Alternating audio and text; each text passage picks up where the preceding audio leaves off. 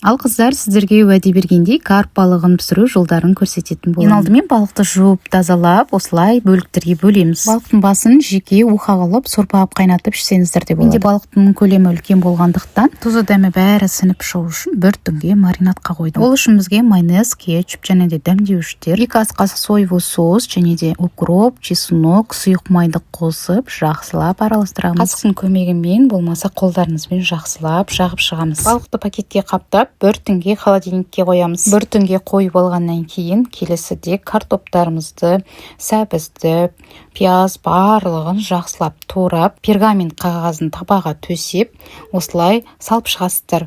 Үстіне дәмдеуіштерді де қосамыз, және де укроп, чесноктыдан да қосып жібересіздер.